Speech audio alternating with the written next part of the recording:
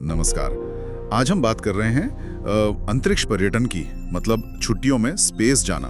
सुनने में थोड़ा अजीब लगता है ना, पर जो जानकारी मिल रही है उससे लगता है ये अब सिर्फ कोई सपना नहीं बल्कि धीरे धीरे हकीकत बन रहा है। तो आज इसी पर थोड़ी गहराई से बात करते हैं, देखते हैं इसमें क्या खास चल रहा है। ठीक है, तो सबसे पहले शुरू करते हैं, ये अंतरिक्ष पर्यटन आखिर है क्या चीज?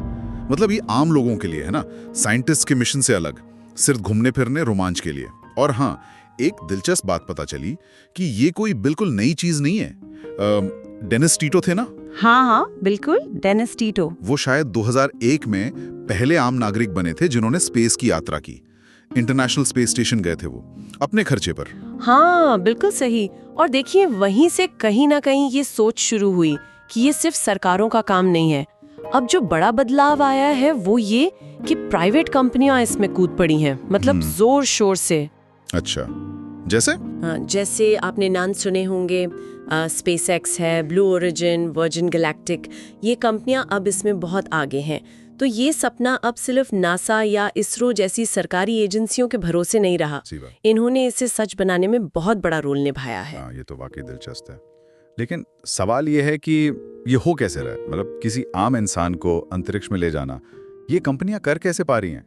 क्या तकनीक है इसके पीछे? देखिए, इसके पीछे कई चीजें हैं। सबसे जरूरी है रॉकेट टेक्नोलॉजी। उसमें जो तरक्की हुई है ना, वो कमाल की है। स्पेसएक्स और ब्लू ओरिजिन जैसी कंपनियां ये बहुत शक्तिशाली रॉकेट बना रही हैं। और खास बात ये है कि इनमें से कुछ रॉकेट्स दोबारा इस्तेमाल हो सकते हैं। रीयूजेबल? हाँ, रीयूजेबल रॉकेट्स। हाँ, ये तो बहुत बड़ी बात है। खर्चा बचता होगा इससे काफी। हाँ, बिल्कुल। इसी वजह से लागत इतनी कम हो पाई है कि अब आम लोगों के लिए भी, खैर अभी भी महंगा है, पर सोचा जा सकता है। ये रॉकेट्स लोगों को करीब 100 किलोमीटर ऊपर ले जाते हैं, वो कार्बन रेखा के पार। कार्बन रेखा? हाँ, जिसे अंतरिक्ष की बाउंड्री मानते हैं। हाँ, बिल्कुल। और वहां पहुंचते ही गुरुत्वाकर्षण लगभग गायब, मतलब भारहीनता। वो हवा में तैरने वाला एहसास जिसके वीडियो देखते हैं हम। वही अनुभव देने का वादा है इन यात्राओं का। लेकिन सिर्फ ऊपर जाना ही काफी नहीं। हाँ, वापस भी तो आना है ना, सुरक्षित। बिल्कुल। तो उसके लिए जो कैप्सूल होता है ना, जिसमें यात्री बैठते हैं, उस पर खास हीट शील्ड्स लगी होती हैं। Heat shields? गर्मी से बचाने के लिए। हाँ, क्योंकि जब कैप्सूल धरती के वायुमंडल में वापस घुसता है तो जबरदस्त गर्मी पैदा होती है। ये शील्ड्स बचाती हैं।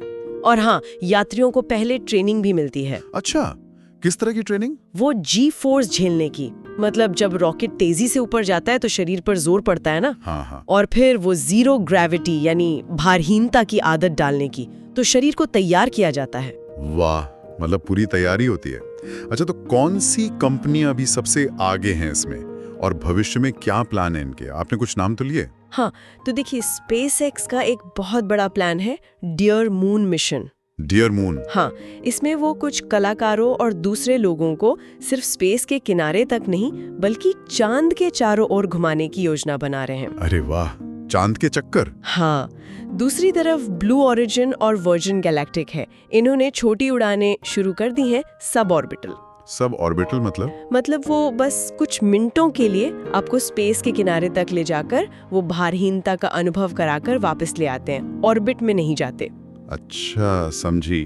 तो अलग अलग तरह के अनुभव हैं। हाँ, बिल्कुल। और अगर थोड़ा और आगे का सोचे तो भविष्य में तो और भी कमाल की चीजें हो सकती हैं। जैसे स्पेस में होटल बनाने की बातें चल रही हैं। Space hotel? हाँ, सच में? हाँ।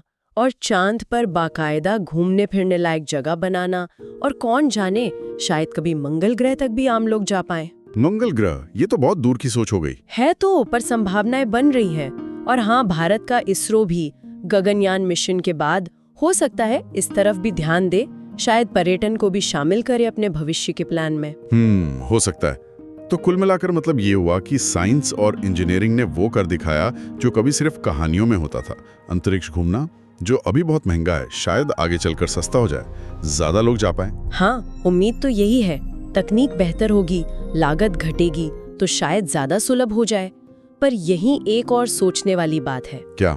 कि चलो, ये रोमांच और अनुभव तो है ही, लेकिन जब ये चीज ज्यादा आम हो जाएगी, जब ज्यादा लोग पृथ्वी को बाहर से देखेंगे, तो क्या हमारी सोच बदलेगी? पृथ्वी के लिए हमारी जिम्मेदारी का एहसास, या फिर बाहरी दुनिया के संसाधनों का इस्तेमाल, इन सब पर क्या असर पड़ेगा?